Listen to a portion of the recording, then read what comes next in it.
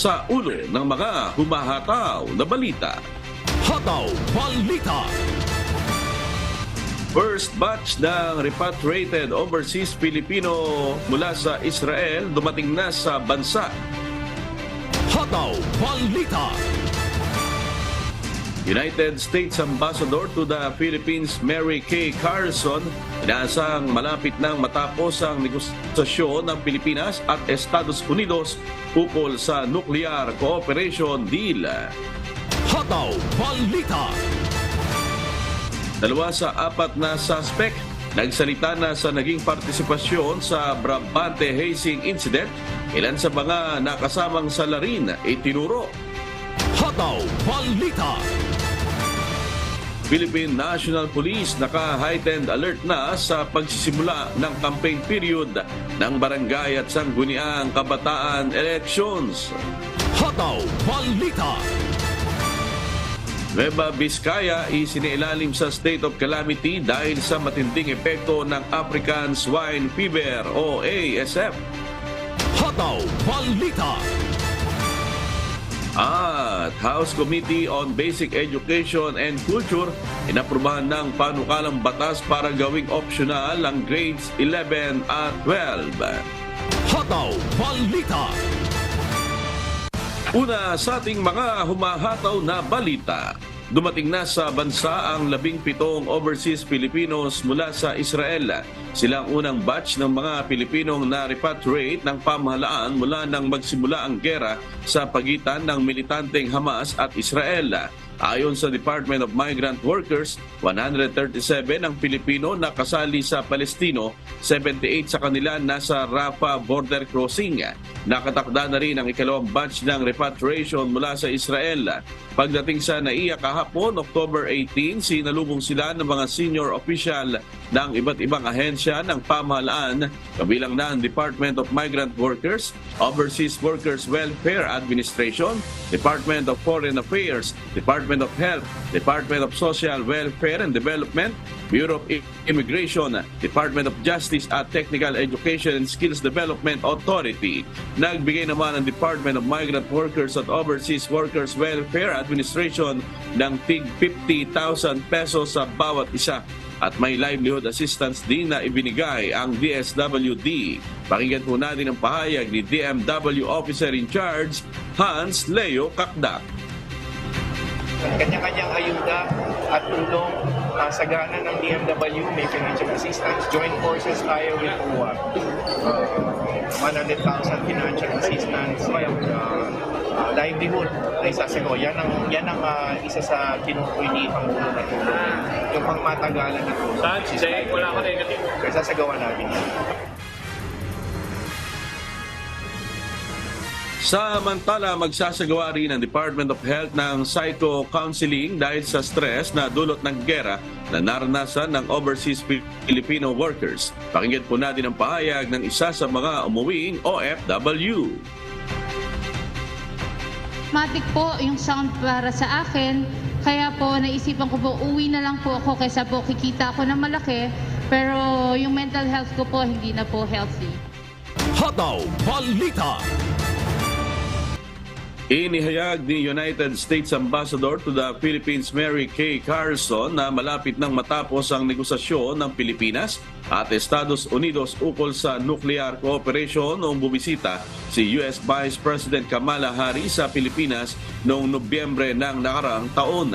Ayon kay Carlson, posibleng mapirmahan na bago matapos ang 2023 ang Nuclear Cooperation Agreement na inaasahang magbibigay ng legal na batayan para sa Civil Nuclear Energy Cooperation na magbibigay daan para sa pag-export ng nuclear fuel reactor, kagamitan at espesyal na material mula sa US patungo sa Pilipinas. Dagdag niya ang mga usapan tungkol dito ay mga 90% ng tapos at kasalukuyan na lang inuusisa ang lahat ng detalye sa nuclear cooperation deal. Maraming mga kumpanya anyas sa sektor ng nuclear technology sa Estados Unidos ang may interes na mamuhunan sa bansa, ngunit walang basihan para magpatuloy dahil sa kawalan ng nabanggit na kasunduan. Sa oras na mapirmahan na ang nuclear cooperation deal, maaari na magtrabaho ang mga pribadong sektor na sinusuportahan ng parehong pamahalaan upang makatulong sa kanilang cooperation. Hataw Balita. Sa kasalukuyan, umamin na ang 2 sa 4 na suspect sa insidente ng hazing na hawak ng Quezon City Police District na may kaugnayan sila sa isinagawang initiation rites kay Aldrina Leri Chua Brabante noong Lunes ng gabi. Batay sa isinagawang extrajudicial confession na isinagawa, sinabi ni Quezon City Police District Director Police Brigadier General Red Maranan na bukod sa pag-amin ng 2 suspect na kasama sa initiation rites, binanggit din ng mga ito ang 6 pang suspect na pawang mga estudyante ng Philippine College of Criminology. Pakinggan po natin ang pahayag ni QCPD Director Police Brigadier General Red Maranan. Well, nagbigay ng extrajudicial confession yung 2 doon sa 4 na hawak natin, assisted by their counsel of their own choice, and yun nga, kinumpirma nila na talagang nagkaroon ng initiation rites at may mga binanggit din silang mga personality kung sino yung mga naroon. Itinuro rin ang 2 suspect kung sino-sino ang kasama nila noong gabing bugbugin si Brabante sa isang abandonadong gusali sa Barangay Santo Domingo, Quezon City. Sinampahan na ng kasong paglabag sa Republic Act 11053 at Anti-Hazing Act of 2018 ng 10 identified na suspect sa insidente. Unang-una, nagkandak tayo ng backtracking ng mga CCTV, Emil, and based doon sa initial na pag-aaral namin doon sa backtracking ng mga CCTVs, ay nakabilang tayo ng mga 20 na tao na nakasakay sa motorsiklo na papunta doon sa crime scene. So we would like to assume for now na sila yung mga participants, but gusto nating maka-establish pa ng mas matibay na ebidensya. Well, meron silang katungkulan doon sa organizations, either yung Grand Triskilyo na sinasabi, Master Initiator. So ibig sabihin mga officer sila ng organization nila.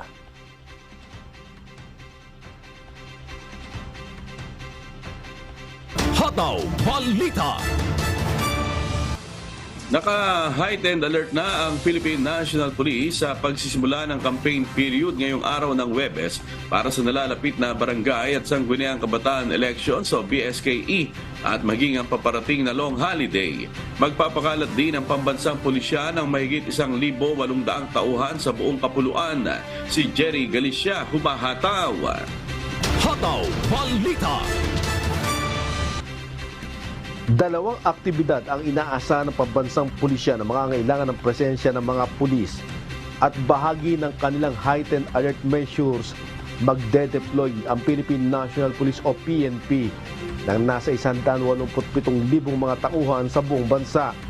Layo ito magpatupad ng seguridad sa pag-uumpisa ngayong araw ng Huwebes, October 19 ng 10 araw na campaign period ng mga kandidato sa nalalapit na barangay at sangguniang kabataan elections o BSKE.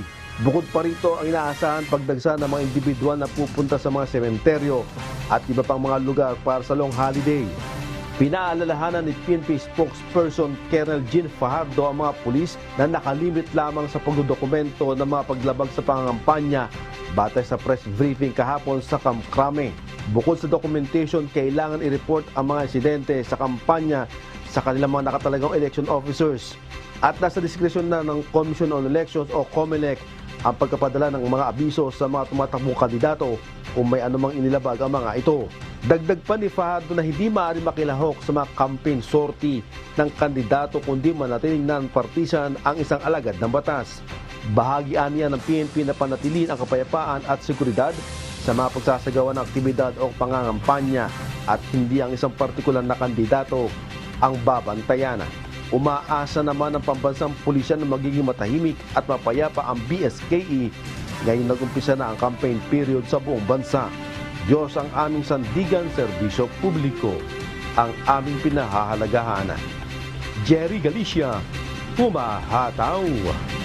Hataw Balita. Simula ngayong araw ng Huwebes, October 19, uumpisahan na ang campaign period para sa mga kandidato sa nalalapit na barangay at sangguniang kabataan elections o BSKE sa Calabarzon Region. Tiniyak ng Police Regional Office 4A ang pagbabantay ng mga pulis sa loob ng 10 araw na pangangampanya ng mga kandidato upang masiguro na walang mangyayaring kaguluhan. Kalinsabay nito, nakapagsagawa na rin ng Unity Walk, Interfaith Rally at Peace Covenant Signing ang Commission on Elections o COMELEC at ang Philippine National Police o PNP. Katulong din sa pagpapatupad ng seguridad sa halalan ang Armed Forces of the Philippines o AFP, Philippine Coast Guard o PCG at Parish Pastoral Council for Responsible Voting kasama ang mga kandidato sa BSKE sa iba't ibang lugar sa rehiyon. Hataw Balita. Iwala ang Commission on Elections o COMELEC sa probinsya ng Palawan na walang magiging problema sa paghahatid ng eleksyon paraphernalia sa mga munisipyo para sa isasagawang barangay at sangguniang kabataan elections o BSKE. Ayon sa COMELEC, nasa fourth wave na sila ng paghahatid sa mga bayan. Si Andy Pagayona, humahataw. Hataw Balita. Eleksyon o COMELEC sa probinsya ng Palawan na matatapos nila ang delivery ng election paraphernalia bago magsimula ang barangay at sangguniang kabataan election o BSKE. Ayon kay Attorney Percival Mendoza, nasa 95% na sila ngayon na paghahatid ng election paraphernalia sa mga munisipyo ng lalawigan. Inuna lang umano nila ang mga nasa malalayo at mga island municipality kagaya ng Kulyon at Cuyo. Yung mga paraphernalia natin, between 90 to 95% na po yung ating natatanggap na election paraphernalia ayon sa report po ng ating F2 Logistics at report na rin ng ating mga election officers. Sinimulan na rin nila kahapon, October 18, ang paghahatid sa mainland ng Palawan. Kasama sa paghahatid ng mga pulis na naitalaga na sumama sa mga biyahe upang masiguro na walang magiging problema sa paghahatid ng mga election materials. Ayon pa sa COMELEC, target nilang tapusin ang paghahatid ng mga election paraphernalia ngayong darating na October 26 hanggang October 27. Target date natin by October 26 or 27, 100% complete na po tayo sa delivery from Manila, from Central Warehouse to provincial and municipal level. Samantala, 4 ng kumakandidato sa lalawigan ang napadalhan ng show cause order ng COMELEC Palawan dahil sa mga umano'y election violation. Gayunpaman, paglilinaw ng COMELEC na walang matibay na ebidensya sa mga nai-report na mga kandidato.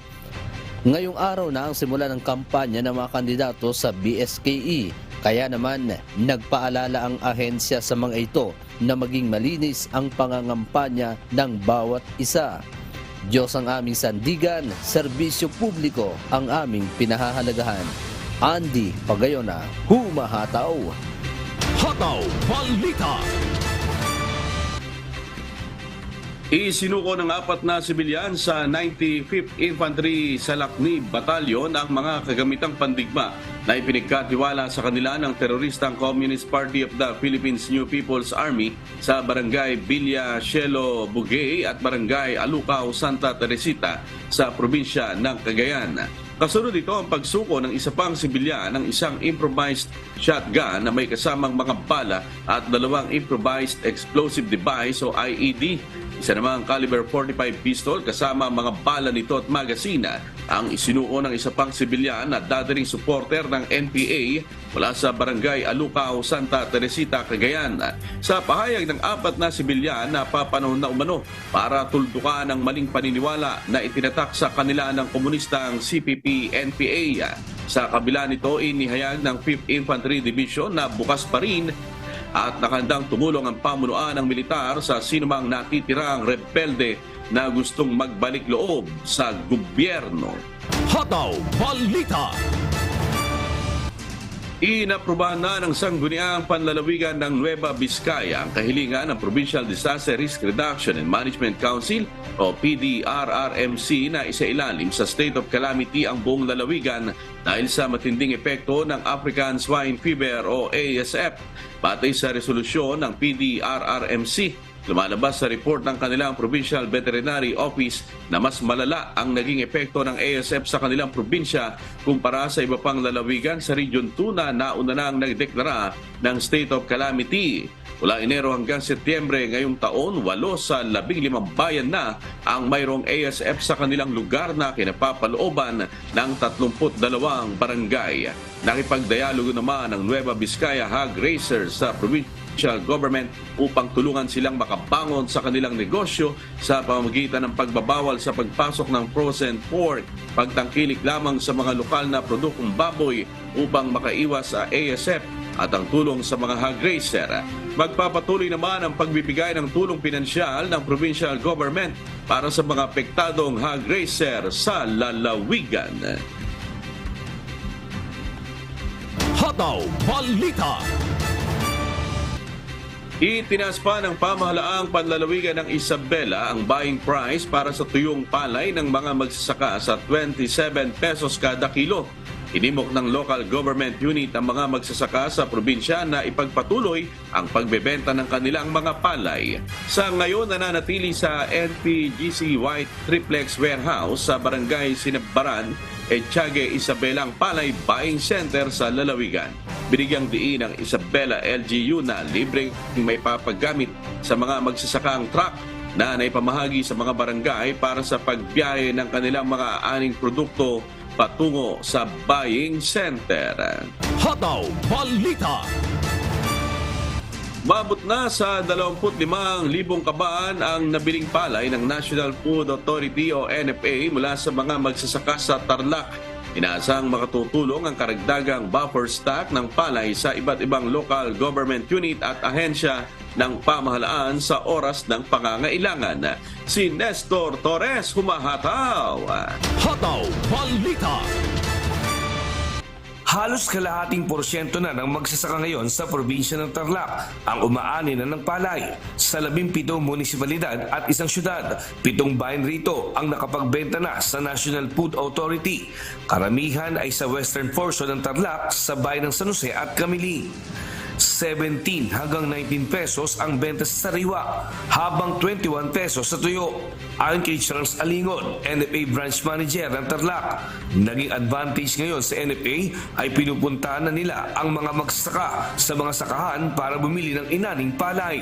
Malaking tulong din anyang ginagawa ng individual farmers at mga farmers cooperative na nagbebenta sa NFA ng palay. Yan, kung doon isang hektarya, 100. Ang 100 na yun, dinala ko sa ko para yung hiniram kong ginamit, pagbayad ko na. Okay, mas maganda sir. Pero dun sa co yung pagbigay sa hindi. Ilang magsasaka, gustong-gusto namin mabenta yung mga ani namin sa kooperatiba. Tapos si kooperatiba naman nagbebenta kay NFA para mas madaming matulungan ng mga mahihirap. At saka hindi lang sa mga mahihirap, lalo na sa magsasaka. Ang problema naman ng ilang mga magsasaka dito sa probinsya ng Tarlac, kakaunti lang yung kanilang mga inaani ng mga palay dahil na rin sa kakulangan ng supply ng tubig na nanggagaling sa irigasyon. Kulang po sa 1 hectare. Mahina kasi sa tubig. Bakit na? Kasi wala pong patubig to. Baga sa ulan lang kaya nung tubos na sa 80 sana, 80 ka ba hanggang 70. Kung wala nang kulang sa 50, 46 lang. Wala nang nasa tubig. Bago naman matapos ang anihan na hanggang Nobyembre, ay inaasahan ng NFA na makalikom sila ng nasa 80,000 sako ng palay para sa kapupunan ng buffer stocks ng NFA. Tiwala ang NFA sa Tarlac na maaabot nila ang target, lalo pat may dagdag sa incentives na 1 pesos ang provincial government ng Tarlac at 2 pesos sa Moncada at Capas sa ilalim ng Palay Marketing Assistance Program for Legislators and Local Government Units o FALGU.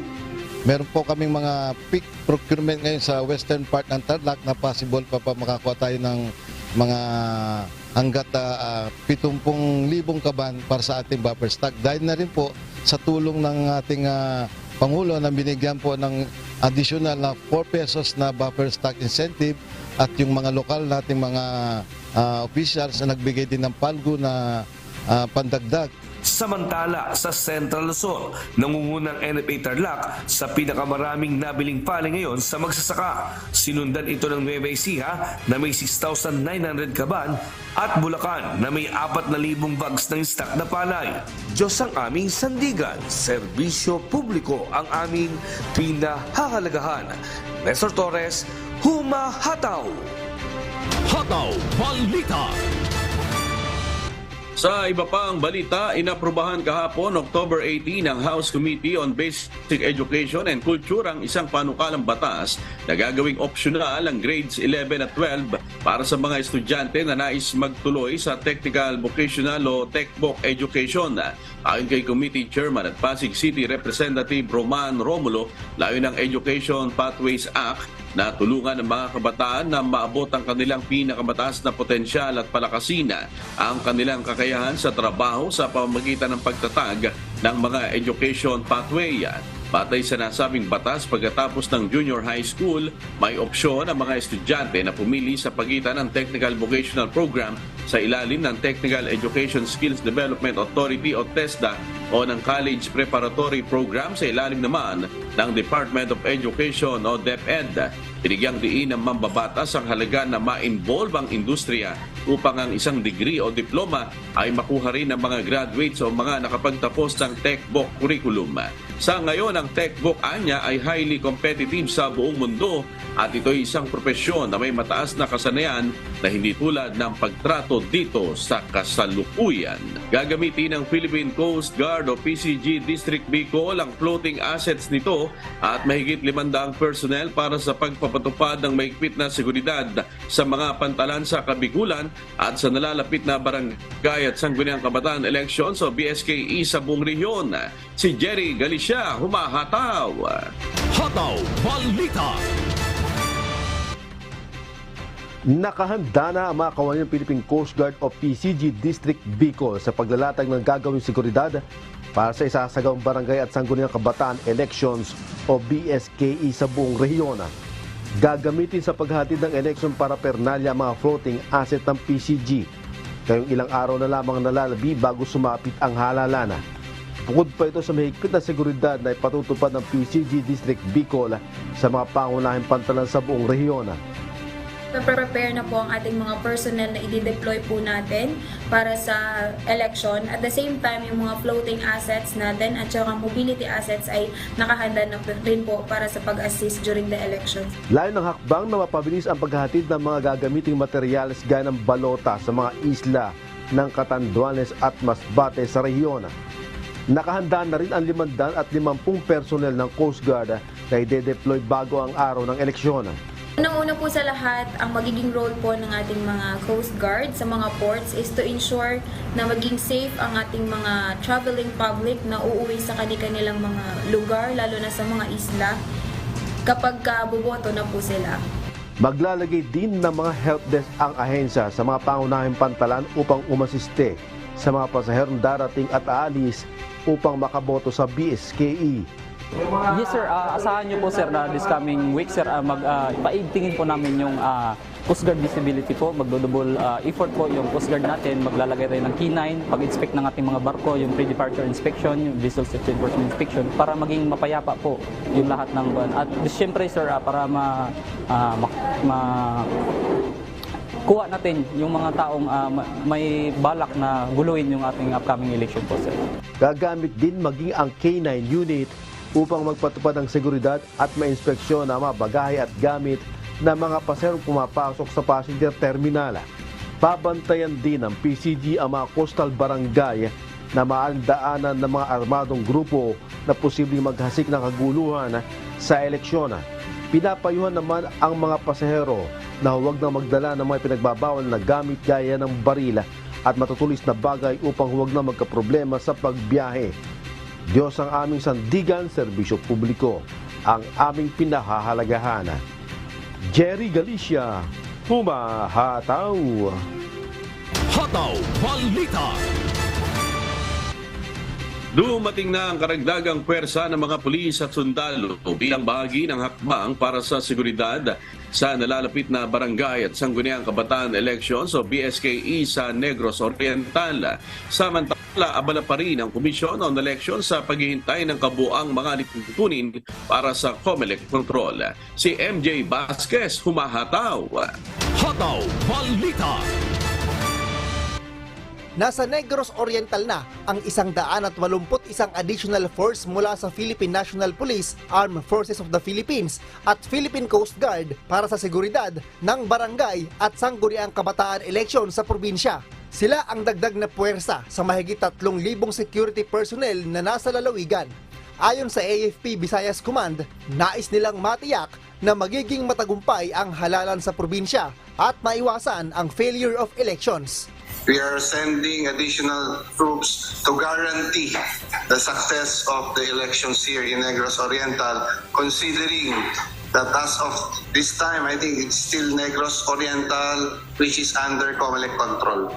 So, no alibis not to really be successful in these upcoming elections. Ipinahayag naman ng Negros Oriental Police Provincial Office na hindi nabanta sa halalan ang mga private armed group dahil nakakulong na ang karamihan sa mga ito at napatay na rin ang #1 hitman sa lalawigan. Nangaunti na rin ang mga rebelde dahil sa maigting na combat operation ng mga sundalo. Dahil nasa ilalim ng COMELEC control ang probinsya, lahat ng lugar ay ituturing na areas of concern, ngunit magde-deploy lang ng mas maraming security personnel sa 8 barangay na nasa watchlist na may presensya ng mga rebeldeng komunista at isang lugar na may matinding labanan sa politika. Maaaring pumwesto naman ang mga sundalo at pulis malapit sa mga polling center o lagpas sa 50-meter radius centers kung kinakailangan. There is an exception to the general rule which we advise to the electoral boards that the chairman, the electoral board is going to issue an order that these uniformed personnel can go near enough to be called whenever there is a security concern. And that will be given to them at the start of the vote. Samantala, ayon naman sa isang election officer, wala pang guidelines para sa pagpapatupad ng COMELEC control sa probinsya. Yes, we are now in COMELEC control, under COMELEC control. But with regard to the guidelines of this COMELEC control, how to implement this one, we are still awaiting for that guidelines to be issued by our COMELEC NBank. Pero asahan na ng mga residente ang presensya ng mga otoridad sa bus stations, ports, town centers at sa mga exit at entry point. Mas darami rin ang mga checkpoint habang papalapit ang halalan. Mayroong 549 na clustered voting center ang isinailalim sa COMELEC control sa Negros Oriental. Dahil ito sa matinding tensyon sa politika na nauwi sa trahedyang tinatawag na Pamplona Massacre kung saan pinagbabaril at napaslang noong Marso ang gobernador na si Roel Digamo at siyang pang ibang mga biktima. Diyos ang aming sandigan, serbisyo publiko ang aming pinahahalagahan. MJ Vasquez, humahataw.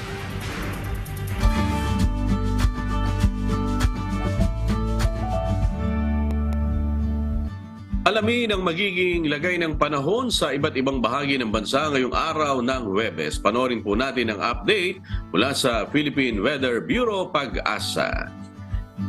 Sa kasalukuyan, patuloy yung pag-iral ng northeasterly wind flow sa may bahagi ng northern and central Luzon at magdadala ito ng maulap na kalangitan na may mga pag-ulan sa may hilaga at silangang bahagi ng northern at central Luzon. Gayun din dahil sa salubungan ng northeasterly wind flow at na mainit na hangin mula sa Karagatan Pasipiko, merong nabubuong shear line na nakatutok naman sa may silangang bahagi ng southern Luzon at aasahan yung madalas na mga pag-ulan sa buong maghapon. At sa nalalabing bahagi ng ating bansa, partikular sa may southern Luzon, Visayas at Mindanao, magkakaroon lamang ng mga isolated rain showers and thunderstorms. At para naman sa magiging lagay ng panahon ngayong araw, dito sa Kalakhang Luzon, inaasahan nga natin yung maulap na kalangitan na may mga pag-ulan sa may Batanes, Cagayan, Isabela, gayon din sa may Apayao at sa may Kalinga dahil po yan sa epekto ng northeasterly wind flow. At mahinang pag-ulan naman o mga pulupulong mahihinang pag-ulan o pag-ambon ang mararanasan sa nalalabing bahagi ng Northern at Central Luzon. Dito naman sa may Southern Luzon kung saan nakatutok yung silay, naasahan yung maulap na kalangitan na may mga kalat-kalat na mga pag-ulan, pagkidlat at pagkulog, partikular sa mga probinsya ng Quezon, Rizal, sa may Laguna at gayon din sa Camarines Norte. Bagamat possible din po na madama yung mga karating ng mga probinsya, partikular yung probinsya ng Bulacan, gayon din sa may Metro Manila, Cavite, Batangas at sa nalalabing bahagi ng Bicol Region, maaaring maging madalas yung mga thunderstorm sa buong maghapon. At sa nalalabing bahagi pa ng ating ng Luzon, magiging bahagi maulap hanggang sa maulap yung kalangitan and possible nga yung mga thunderstorms, especially sa hapon at sa gabi. At sa ngayon wala tayong nakataas na gale warnings na mambaybayin ng ating bansa, malaya makakapalaot yung ating mga kababayang mga isda at may maliliit na sasakyang pandagat. Iba yung pag-ingat lamang sa mga papalaot sa mga baybayin ng Northern at Central Luzon kung saan naasahan yung katamtaman hanggang sa matataas sa mga pag-alon, dulot ito ng northeasterly surface wind flow. At ang haring araw ay sisikat ngayong 5:48 ng umaga at lulubog naman mamayang 5:34 ng gabi. At napanood po natin ang update mula sa Pag-asa. Tandaan sa bawat araw na ating nasisilay, tayo magpasalamat sa Diyos na may lalang.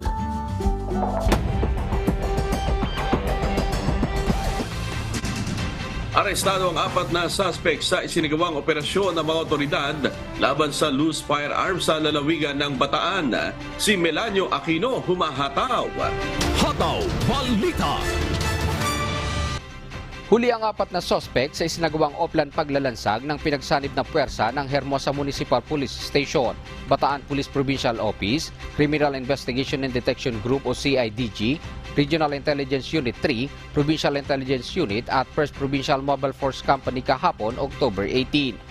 Layo ng isinagawang operasyon na dakpin ang mga suspect na nagbebenta umano ng loose firearms sa Barangay Almacen, Hermosa, Bataan. Nadakip ng mga otoridad ang 4 na suspect na kinilalang sina Alberto Sicat, Jeffrey Rodriguez, Benny Lutino at Alejandro Reyes.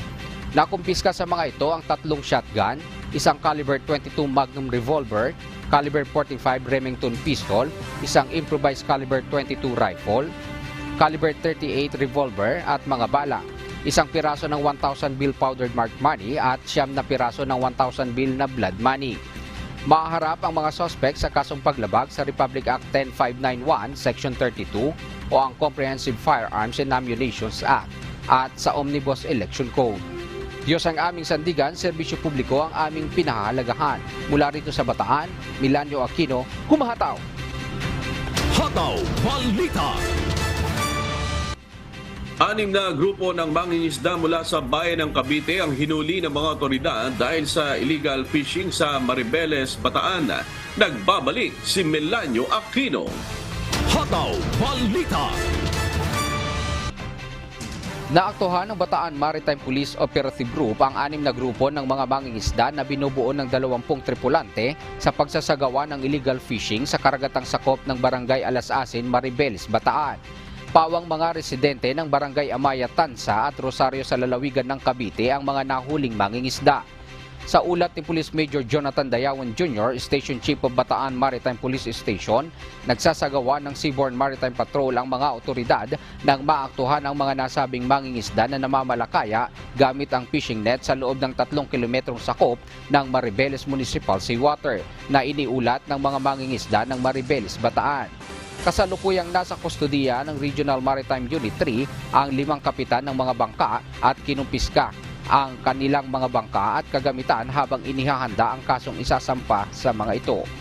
Naharap sa kasong paglabag sa Republic Act 10654 Section 86 ng Bureau of Fisheries and Aquatic Resources ng BIFAR in relation to Municipal Ordinance No. 13-S-96 o ang unauthorized fishing at unregistered fisher folks sa bayan ng Maribeles, Bataan ang mga kapitan ng sasakyang pangisda. Binigyang payo naman ni Major Jonathan Dayawan Jr. ang mga mangingisda sa mga karapatan at lugar kung saan lamang maaaring mamalakaya ang mga ito. Ang ating mga bangka, may mga sukat po ito. So pagka ang bangka mo ay 3 gross tonnage pataas, dapat mangisda ka 15 kilometers from the shoreline. Yan po ang nakasulat sa ating batas. Tapos, kung ang bangka mo naman below 3 gross tonnage, ikaw naman ang pwedeng mangisda sa tinatawag na municipal water. Diyos ang aming sandigan, serbisyo publiko ang aming pinahahalagahan. Mula rito sa Bataan, Milanio Aquino, humahataw. Hataw Balita. Sinimulan na ng National Irrigation Administration Magat River Integrated Irrigation System o NIA Maris ang pagpapakawala ng tubig sa mga irigasyon upang patubigan ang mga sakahan sa mga probinsya ng Isabela at Cagayan. Si Grace Flores humahataw. Hataw Balita. Maunang mapatubigan ng upstream at susundin nila ang water scheduling at aabutin din nila ng ilang linggo bago makaabot ang tubig sa mga dulong barangay o munisipyo hanggang sa mapatubigan na ang lahat ng mga sakahang sakop ng NIA Maris na aabot sa 74,103 hectares. Ayon sa pamunuan ng National Irrigation Administration Magat River Integrated Irrigation System, nabigyan naman ng abiso ng kanilang tanggapan ang nasa 14 na ektarya ng sakahan na hindi sila mapapatubigan ngayong dry season bilang bahagi na rin ng paghahanda ng NIA Maris sa pinangangambahang El Nino hanggang sa unang bahagi ng Enero sa susunod na taon. Nagsimula tayo mag-release for the dry crop season for dito sa Maris for an area of nakaprogram po natin na area for dry crop of 74,103 hectares po. Yes po, ito lang po yung program natin na area with the current elevation na 187 above sea level. So yun po yung kaya nating program out of the 90,000 na hectares.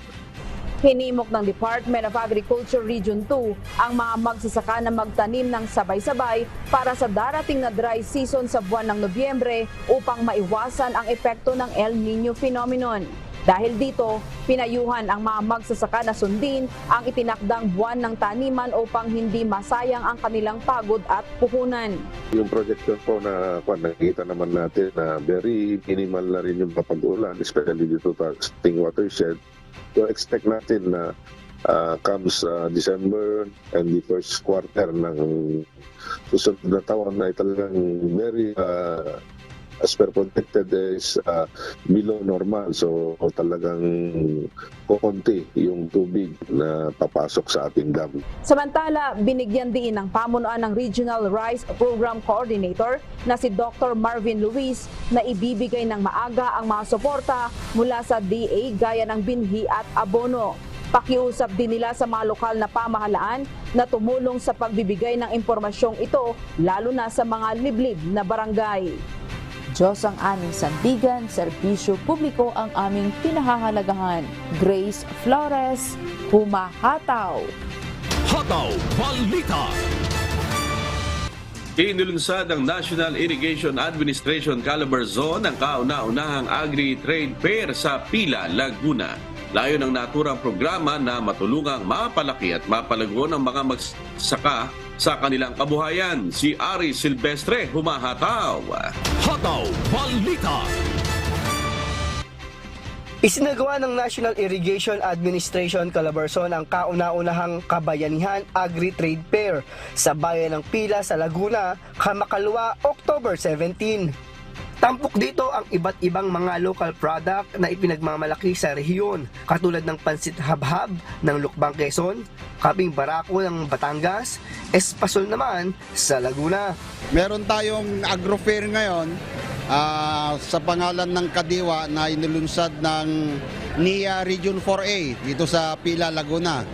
Kasama yung mga irrigators association natin, yung confederation, tsaka yung mga iba't ibang agencies na tumutulong din sa NIA sa ngalan ng convergence efforts. Mga murang gulay at prutas naman ang pinilahan ng mga residente malapit sa event. Layunin ng nasabing Agri-Trade Fair na tulungan ang mga magsasaka mula sa mga probinsya sa Calabarzon na maibenta ang kanilang tanim sa murang halaga. Kaya naman laking pasasalamat din ng mga mamimili na pumunta sa aktibidad upang makatipid sa mga pangunahing bilihin. Malaking tulong talaga. Kasi ang bigas, sa bigas na lang, magkano ang bili namin? 54. O ito, 35. Kaya nakakatuwang kami nakamenos ng malaki. Sa budget namin araw-araw menos na. Ayon naman kay Mario Saide, isang magsasaka sa Pulilio Island, Quezon, laking pasasalamat nila dahil sa tulong ng National Irrigation Administration. Sa pamamagitan nila ay napapalawak ang market ng kanilang mga produkto para maibenta sa publiko. Nagpapasalamat po kami ng malaki sa pamunuan ng NIA dahil po kami hindi nila pinapabayaan. At siguro po ay sa patuloy na pagtulong ng NIA sa aming magsasaka ay unti-unti na namin makakamit yung inaasahan ng mga magbubukid na kaalwanan ng pamumuhay. Nakibahagi rin ang iba't ibang ahensya ng gobyerno ng pamahalaan tulad ng Department of Agriculture o DA, Department of Labor and Employment o DOLE, Technical Education and Skills Development Authority o TESDA, International Rice Research Institute o IRI, at ang Philippine Rice Research Institute o PhilRice. Bukas naman ito sa publiko para maka-avail ng mga murang bilihin at tatagal itong Kabayanihan Agri-Trade Fair hanggang ngayong araw ng Miyerkules. Diyos ang aming sandigan, serbisyo publiko ang aming pinahahalagahan. Ari Silvestre, humahataw! Hataw Balita. Department of Health Region 5 nagsagawa ng programa upang matutukan ang mental health ng mga kababayan nating Bicolano. Si Ryan Salatandon, humahataw. Hataw Balita. Bilang bahagi ng Mental Health Month, inilunsad ng Department of Health Bicol ang biyaheng kalusugan for mental health sa Sorsogon State University. Layo ng programa na maisulong ang mental health awareness at gawing normal sa mga mamamayan ang mental health disclosure upang mabigyang lunas ang dinaranas ng mga Pilipinong may mental health issues at mailapit din sa publiko ang mga solusyon dito. Inilunsad din ang kauna-unahang mental health mobile application na lusog isip na pwedeng tumulong sa mga nararanasang mental health challenges ng ating mga kababayan. Dagdag pa rito ang libreng pagpapayo sa mga naging kalahok ng mga mental health coach para mabigyang lunas ang anumang karamdaman na may kinalaman sa mental health o mga pinagdadaanan ng mga nakararanas nito. Pinangunahan ang nasabing aktibidad ni DOH Undersecretary Rosario Vergere at ni Dr. Ernie Vera, ang Regional Director ng DOH Bicol. Diyos ang aming sandigan, serbisyo publiko ang aming pinahahalagahan.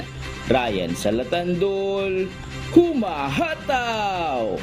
Hataw Balita. Nasa 3 milyong piso ang naipamahagi ng Department of Social Welfare and Development sa 1,000 individual sa Calamba City sa Laguna. Si Christian Lopez, humahataw. Hataw Balita. Nakatanggap na ng tig 3,000 pisong cash assistant mula sa Department of Social Welfare and Development o DSWD ang 1,000 benepisyaryo mula sa lungsod ng Calamba sa Laguna kahapon, October 18. Layo ng Assistant to Individual and Crisis Situation o AICS na mabigyang tulong ang mga senior citizen, person with disability, solo parent, miyembro ng tricycle operator and drivers association at iba pang mga nangangailangang sektor. Actually, meron naman pong mga master list na. So, inuna lang po muna yung mga mas nangangailangan. At kung meron naman pong mapalad uli, kung meron po uli magbibigay po uli ng ganyang tulong, eh di yung susunod. Napakalaki po kasi ng populasyon ng Calamba. 1,000 lang po yung bigyan po ngayon. Kabilang sa nakatanggap ng ayuda kahapon si Lula Benita Rubio na isang PWD. Para sa kanya, malaking tulong umano ang natanggap niyang ayuda, lalo na at wala siyang trabaho o mapagkakakitaan. Nakakatulong, nakakaluag ng pangangailangan. Dahil wala ho akong trabaho, at saka may mga anak ho ako na may mga apo ako nag-aaral, itutulong ko sa kanya. Maraming salamat sa DSWD. Isa rin si Mark Jason Dinla sa mga PWD na pinagkalooban ng 3,000 pisong cash assistant ng DSWD. Ayon sa kanya, malaking tulong ang natanggap na ayuda na makakasuporta sa kanyang pang-araw-araw na gastusin at pangangailangan. Una-una, nagpapasalamat po kami sa assistant na binigay sa amin na tulong para kahit paano yung maginhawaan po kami. Malaking tulong po, malaking bag. Lalo naman po wala po kaming trabaho na makukuha na ng pansustento. Kaya ganoon po, malaking tulong po. Nagpapasalamat po para kahit paano may ipantustos po kami sa pang-araw-araw po. Kahit na maliit na tulong, malaki na po para sa amin po ito. Paalala naman ni CSWD o Manabat sa mga nabigyan ng ayuda na makatulong sana ang ibinigay nilang tulong ng kagawaran sa kanilang pangangailangan. Sa kabuuan, nasa 6 na milyong pisong cash aid ang naipamahagi ng DSWD sa lungsod ng Calamba. Samantala, nagtungo naman ang ahensya sa Santa Rosa City, Laguna at Dasmariñas City, Cavite upang isagawa ang pamimigay ng ayuda sa mga benepisyaryo. Diyos ang aming sandigan, serbisyo publiko ang aming pinahahalagahan. Mula rito sa Laguna, Christian Lopez, Humba Hataw! Hataw Balita! Natanggap na ng 46 na magsasaka ang kanilang e-title o titulo ng sariling lupang sakahan mula sa programa ng Department of Agrarian Reform sa bayan ng Claveria at San Pascual sa isla ng Burias, Masbate. Si Jerry Galicia, humahataw! Hataw Balita! Tinatayang mahigit 49 na ektaryang lupang sakahan ang pinamahagi ng Department of Agrarian Reform o DARA sa 46 na magsasaka ng bayan ng Claveria at San Pascual sa isla ng Burias, Masbate. Sa ilalim to ng Support to Partialization of Lands for Individual Titling o SPLIT Project and New Lands category ng kagawaran. 26 na electronic land titles at 20 Certificate of Land Ownership Award o CLOA ang pinamahagi sa naturang mga benepisyaryong magsasaka na kabilang sa Agrarian Reform Beneficiaries o ARB ng ahensya. Natapos na ang halos 20 taong paghihintay ng mga magsasaka na mapasakamay ang kanilang titulo at magkaroon ng sariling lupang sinasaka. Hindi kahit naman ang Municipal Agrarian Reform Program Officer na si Rick Rubia ang mga beneficiary na pagyamanin at i-develop ang kanilang mga lupa na inaasa magdudulot ng mas maayos na pamumuhay na siyang layunin ng DARA. Bahagi rin ito ng direktiba ng Pangulong Ferdinand Marcos Jr. kay DAR Secretary Conrado Estrella III na tiyakin naman pabibilis ang pamamahagi ng proseso at implementasyon ng split project sa maraming mga umaasang magsasaka. Ang pagkakaroon ng sariling lupang sakahan na matagal nang inaasam ng mga magsasaka ay makapagbibigay ng katuparan sa mga pangarap at malino na oportunidad para mapabuti ang kanilang kabuhayan. Diyos ang aming sandigan, serbisyo publiko ang aming pinahahalagahan. Jerry Galicia, humahataw! Hataw Balita! Ayan na, start na ng campaign period para sa barangay at sangguniang kabataan election ngayong araw. At sa atin namang shout out, happy Sabbath anniversary po kay Brad Richard Cardente, sis Rome Traballo at ganun din kay Brad Willie Ibarra at sis Marisa Hesmasura. At salamat po sa lahat ng mga tumutok po sa atin sa buong Pilipinas at sa iba't ibang panig ng mundo. Ganun din sa mga tagapakinig ng Hataw Balita Pilipinas sa Radyo La Verdad 1350. At sa aming ibabahaging mga salita ng Diyos na ating sandigan, mula sa unang Pedro Kapitulo 1, talatang 22. Yamang nilinis ninyo ang mga kaluluwa sa inyong pagtalima sa katotohanan, sa pag-ibig na hindi pakunwari sa mga kapatid, ay mangag-ibigan kayo ng buong ningas ng inyong puso sa isa't isa.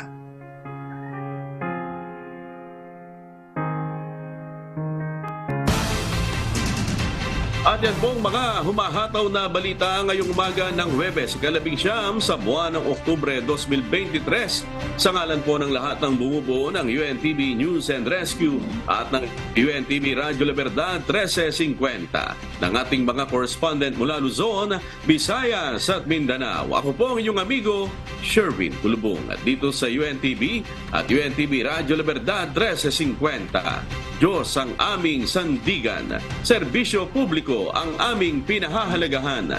Susunod na po ang Good Morning Kuya. Salamat po sa Diyos at magandang umaga.